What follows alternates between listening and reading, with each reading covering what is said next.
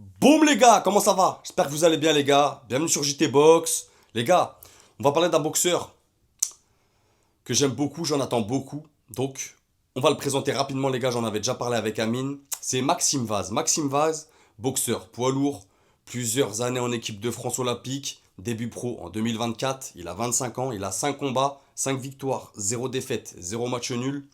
Voilà. En début 2025, il change de team et il place sa confiance dans une team basée en Floride. Donc il décide de partir à l'étranger. Et je pense que c'est le bon choix, c'est très intelligent de sa part. On en avait parlé, comme je t'ai dit, dans les prospects à suivre en 2026, moi et Amine. Et le voilà qui va combattre le 31 janvier au Madison Square Garden, les mecs, en sous-carte de Teofimo Lopez contre Shakur Stevenson. Et moi, ça me fait plaisir. Vraiment, voir des boxeurs français dans des grosses cartes, dans des gros événements, dans des endroits mythiques, pour moi, c'est vraiment important. C'est vraiment important, quitte à prendre des risques parfois, d'aller dans ces cartes-là. Vraiment, quand tu as l'opportunité, ça se refuse pas. Je te parle en termes de visibilité, en termes de rendement. Si tu fais derrière, imaginons, là on parle des poids lourds, donc s'il fait un KO, ça peut bien tourner. Maintenant, j'espère, ça sera dispo sur DAZN les gars, en pay-per-view. J'espère que son combat il sera diffusé. Mais de toute façon, en général, quoi qu'il arrive, même si il n'est pas diffusé lors du pay-per-view, en général, les combats préliminaires, ils sont quand même diffusés, on peut les trouver sur YouTube, tout ça. Mais bon, en tout cas, tu l'auras compris, Maxime Vaz, boxeur à suivre. Alors moi, j'avais dit dans ma vidéo avec Amine qu'en 2025, voilà, ça manquait d'activité. Il avait fait un combat, mais voilà, il m'a répondu sur Insta. Justement, changement d'équipe, changement d'objectif. Et il m'avait dit que voilà, 2026, ça allait démarrer fort. Bah on est servi les gars. On est servi.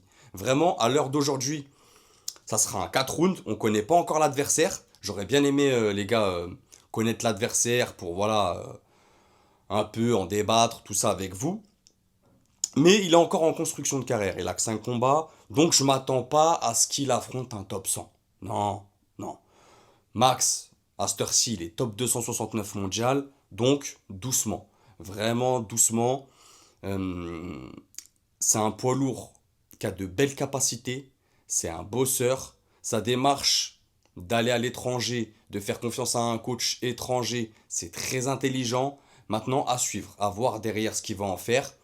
Pour moi, c'est vraiment un poids lourd avec des belles capacités. C'est vraiment un beau bébé. Il fait plus de 2 mètres, les gars. Une grande allonge. Voilà, ça cogne. Donc, on a Mourad Aliyev, on a Tony Yoka, mais on a aussi Maxime Vaz, les gars. Faut donner de la force. Donc, les gars, allez le follow sur Insta. Allez lui envoyer un message. Là, il doit être dans une bonne prépa. Donc, s'il vous répond, tant mieux. S'il vous répond pas, c'est un bon gars, il vous répondra plus tard. En tout cas, allez lui donner de la force. Allez lui envoyer un message. Ça fait toujours plaisir et ça l'encourage.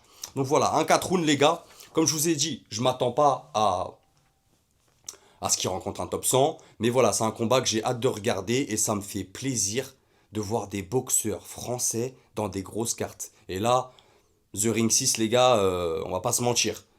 Ce mois de janvier, c'est la plus belle carte du mois de janvier. Vraiment. Donc voilà, ça me tenait à cœur d'en parler, ça me tenait à cœur de lui donner de la force, de la visibilité avec mes moyens, les gars, vraiment. N'oubliez pas, abonnez-vous, commentez, partagez, boostez.